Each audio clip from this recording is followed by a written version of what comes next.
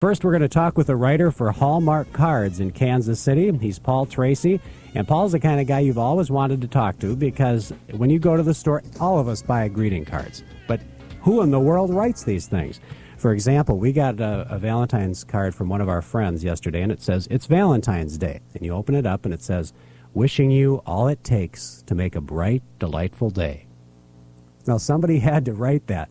And Paul Treacy is one of those writers. He's on staff for Hallmark Cards in Kansas City. Paul, welcome to WHO Radio. Hi, Steve. Thanks for having me. Now, Paul, as I read that card, there is somebody who actually sits down at a desk and thinks up a line like, "Wishing you all it takes to make a bright, delightful day," right? Yes, we've got about 45 people that write things like that.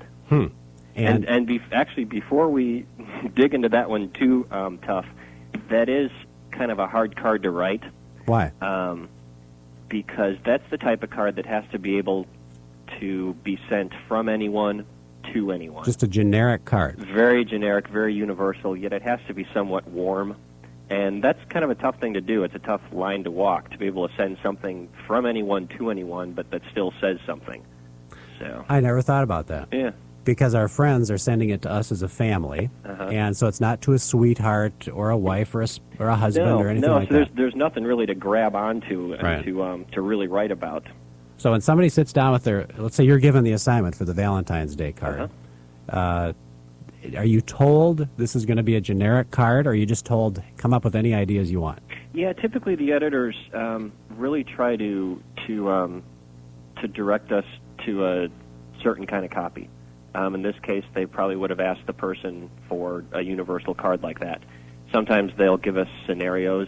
They might make up stories, or they might cut stories out of a newspaper or a magazine and ask us to write a very specific card for that kind of relationship.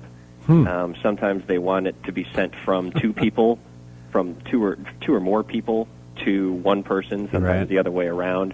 So it's kind of tricky sometimes to work with pronouns. You don't want to limit a card by using the word we or the word I. But at the same time, sometimes you've got to make it that narrow. So you're actually brought an assignment. Your editor says, "Okay, Paul, you sit down, and this is what you're going to write this week." That's the way it works a lot of times. Other ways, we have a lot more freedom, and we're the ones that come up with the ideas more often. What's an example? You mentioned cutting an article out of a paper and finding a card for that. What would be an example of that? The last Valentine's project that I worked on, the editors were really good about going into, I don't even know, I'm going to assume women's magazines, where there are like question and answer advice type columns. And they'd probably try to find, or in this case they did try to find scenarios that sounded somewhat typical, ones that perhaps a lot of people could identify with. And they would cut that scenario out, that particular issue, and ask us to write for it. So if a woman had a husband who wasn't taking out the trash, you get to come up with a Valentine's card for that? Yeah, and we'd have to make it sound as warm as we could, which is not always easy. So this can be a really challenging job. Yeah, it is actually a pretty tough job. It's a lot tougher than just the simple card that you read about a couple minutes ago. Yeah. What kind of background do you need? What kind of schooling do you need in order to become a writer for Hallmark Cards?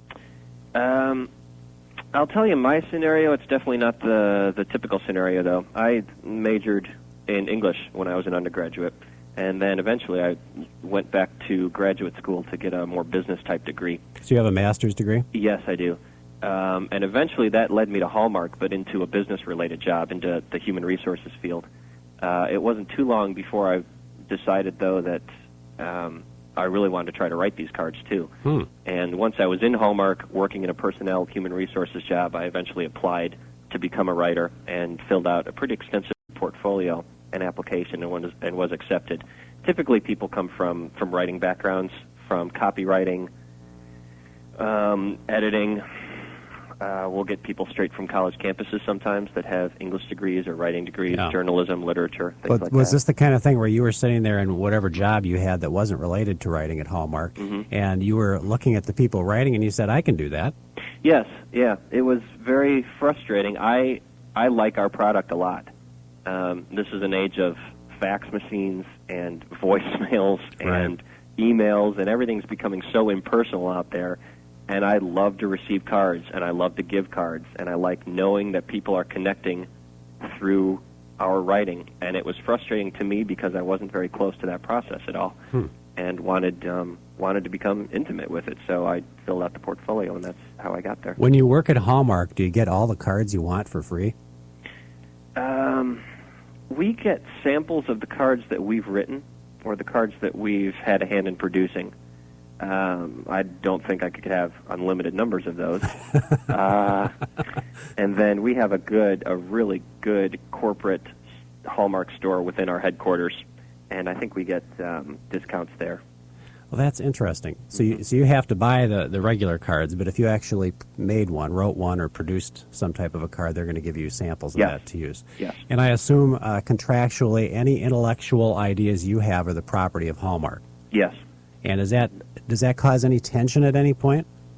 I don't think so, because when you're hired and when you go through the application process, it's pretty clear that things you do while you're working for Hallmark are Hallmark's property. So everyone. I mean, for example, let's say you sit there, you've got a friend that you're a creative guy now. So you've got a friend, and you're going to send this friend a birthday card in California. And you sit there and jot it down at home and come up with a little ditty. Technically, is that Hallmark's intellectual property? I don't think so, and don't quote me on that because I don't know. I'm certainly not a lawyer, but no, that would not be. I don't think that would be Hallmark's property. Now, one thing we talked about here is possibly trying to get people to call in lines for cards, but you said that isn't something Hallmark approves of because essentially they don't want you going out soliciting ideas from other people, right? Again, I don't know all the intimate details of it. I'd be. You just be hesitant to do it. I'd be kind of worried of. Well, I could see it's like these people who send in songs to Michael Jackson or something and then sue him 10 years later because they say he used their song. If some caller called in and gave you an idea and next year they saw it on a card that came out, they could in theory claim that this was their property, right? They probably could with a real good lawyer. So you just have to be careful. Paul Treacy is our guest. He's a writer for Hallmark Cards in Kansas City. And Paul told us that he was an English major. He has his master's degree. Paul, does your family ever have a sense that maybe you didn't use your degree to the best means possible?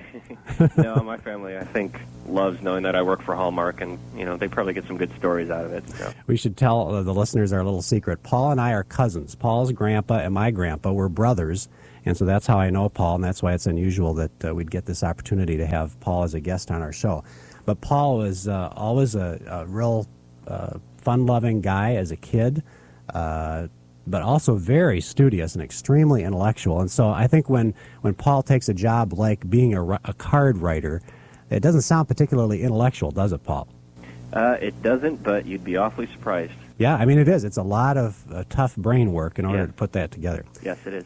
We did have somebody call in, Paul, and say that they love the Hallmark TV ads, and I said, I do too. I wasn't sure if you had anything to do with them. But I have nothing to do with those, and I wish I did. But I'd pass it on to you. I think those are just the most compelling ads that are out there. I love them. Our number is 284-1040, and we have a call from Becky. You have a question for our guest, Paul Treacy. Go ahead, Becky. Hi. Hi. Sorry about the background noise That's here. okay. I've got 4 kids I'm trying to balance, but I'm a freelance artist, and I was wondering, do you guys do your own illustrations to go with the cards, or do you write the cards and then send it to the artist, or how do you do the rest of the card besides just the writing? I can hardly hold a pencil, so I don't do any of the artwork. We have, I believe, the largest art staff in the world. I'm going to guess maybe 400 or 500 artists on our staff, and among those 400 or 500, we pretty much cover all the bases that we need. Oh, okay. Yeah. And usually what happens is... You're saying they don't freelance it out, right, Paul? Not usually. There might be individual cases when maybe there's a very specific need that they have, but it's pretty much all in-house, yeah. We've got a wonderful art staff. And so the method is you write the line first and then it gets sent to the artist? That's typical, yeah, is the words come first. And then the artist have some pretty specific directions about what to paint. Well, does that answer your question, Becky? Yep, it does. Okay, thanks for calling in. Bye. So do you give the artist an idea, Paul, of what you think would be an appropriate illustration? Sometimes I do. If the words I come up with conjure up a very specific image in my head, I will often pass that along. or if the image has to be tied to the words very carefully. For instance, I've written a card before, a kind of a lighthearted, whimsical card that said "thank you, thank you, thank you, thank you, thank you, thank you," and it had to do with a canyon. Yeah. So of course I had to suggest that there was an echo canyon on the front. Now I know the artists and the designers are good about developing their you own work visuals. together. I noticed that like Hallmark has new lines of cards. Like they have a cheaper line now that's coming out, or I should say a less expensive line that's coming out. Does that have any impact on how you approach writing a card? The price of it? Yeah. No. In fact, a lot of times when we write the cards, we often don't know how much they're going to be sold for. So you write the line, and possibly they'll stick it in their more expensive section or their less expensive section, depending upon what they feel. They could definitely do that. Uh-huh. How do you write? Do you just sit in a room alone with nothing, no music, nothing? You just sit there? Or how do you do it? It's a very individual job, and there are days when I spend all 8 hours in my cube, in my office, either reading or writing. There are other times when we may sit in brainstorm sessions. Maybe a couple times a week, a group of us will sit around a table and try to see what we can come up with when the pressure's on us, when there's a fire underneath us and everyone's sitting there waiting to hear what you have to say. I know I often work well under that pressure. That's particularly helpful in humor situations. Sometimes we'll throw out the opening line of a card, what is on the cover, and then all of us will brainstorm together about what to put on the inside. And I've had some success in those brainstorm sessions. Do you like that the best? I wouldn't say the best. I like the variety of it. I like being able to be by myself and come up with ideas on my own, and I like the variety of being able to work with other people as well. Sometimes we've even paired with artists to come up with tight concept cards. Didn't you tell me once, too, that they send you out of town every once in a while to get away and get some new creative ideas? Yes. Hallmark is very, very good about realizing that we cannot sit at our desks for 365 days a year and just be expected to crank out fresh, productive ideas. They're very good about giving us creative renewal opportunities. I know I've been to, the sexiest trip I've gotten is St. Louis, which doesn't sound great, but I really enjoyed myself. I went out there with about 8 humor writers. And St. Louis is pretty funny. So. Well, when you're with 8 hysterical people, you could probably pretty much go anywhere and entertain each other. Yeah. The idea was we were just to go to St. Louis for 8 days and or go to St. Louis for 3 days and just make each other laugh and come back with some new ideas. So they've sent a lot of people pretty frequently overseas to places like Italy and France and study fine art and. So you write a variety of cards. You write the sugary sweet ones, the serious ones, the humorous ones, right? Yeah, probably the favorite part about my job is the variety. I've got to pretty much write the whole gamut of cards. Do you write like sympathy cards? I have written sympathy cards, yeah. And then a day later, I might be expected to write shoebox or something. Some little upbeat, some upbeat type card. Yes. I'm expected to write the long verse, the very strict meter and rhyme verses, the very intimate ones. Right. I'm expected to write religious, to write kids, to write long, short, close, intimate, personal, warm, obligatory, the whole gamut. Wow. Now, what are some of the new areas that they're looking at, new markets, always trying to get new customers in for cards? Good question, or good timing, because the last couple of months I've been working on our consumer products technology group. They are looking at the whole world of computers and what we can do there. We have a close relationship with Microsoft out in Seattle, and we have a program that you can buy at some software that you can buy at computer stores and make your own cards and send your own cards digitally. So I've been writing for that pretty frequently lately. I've also been working on the personalized card booths that you sometimes see, the kiosks that you sometimes see in our card stores. And a lot of people enjoy making their own invitations, their own wedding announcements, their own baby shower announcements with those kiosks. And so I've been working on cards for those as well. What about these non-traditional cards? Like now I'm seeing divorced cards, congratulations on your divorce. And dog, I'm serious. I saw one that was a dog death sympathy card. Yeah. Is that the type of thing you've got to constantly be looking for in new avenues? Yes. Yes, constantly have to be just keeping our eyes open when we're talking to people and when we're watching movies and when we're reading and then we're just out and about. We have to keep track of what's important to people and what they want to say to each other and how to enhance relationships with each other. What's something when you're out and about that you notice either for something to write or something that may be a good idea for a card? I try to look for phrases and for jokes and for new language in society. And I'll give you an example of that. Right now, you cannot pick up a paper without avoiding the words, "show me the money," right? Which, of course, comes from the new Jerry Maguire movie. I'm not really pushing that into a card right now or trying to develop any ideas around that because I don't know how long it's going to be around. And sometimes it takes 6 months, a year, 2 years for our words to hit card shelves. And if I write a card based on "show me the money" right now, who knows where it's going to be in 2 years. Another example, which I actually have explored with, is the idea of friends or lovers or partners that are high maintenance and low maintenance. A lot of people seem to think that that's a really rich, funny idea, and I do too. I first remember it from the Harry Met Sally movie, like 10 years ago. But it wasn't a quick trend. It's something that people are still saying and that people still find funny because it's so true. And so I've tried to incorporate that a few times with okay success. But it's got to be hard because some of these things are very faddish. And if you're working a year ahead of time, for instance, I think you told me before that you just started working on Valentine's, or you just finished working Valentine's Day for next year, right? For next year, yeah. So you're working about a year ahead. Who in the world knows what the fad's going to be next year? Exactly. Fortunately, we work in a very traditional, or in the past, it's been a very traditional industry. And a lot of times we're the ones setting the trends. Other times we're a little bit behind. Sometimes we're ahead. Sometimes we hit it right on. But that's something we always have to look out for. We had one of our callers call in, Paul, and say the reason that cards cost so much are because they send you off on those wild trips to St. Louis. Yeah, where I eat $50 meals 3 times a day. Here's some lines. Now listen, these are some lines from real Hallmark cards. Here's a Christmas card. I hope none of them are mine. To wish you all the joys of Christmas and happiness for the coming year. Okay. Somebody actually got paid to write that. I bet that was probably a boxed card, wasn't it? Yeah, that was a boxed card. Yeah.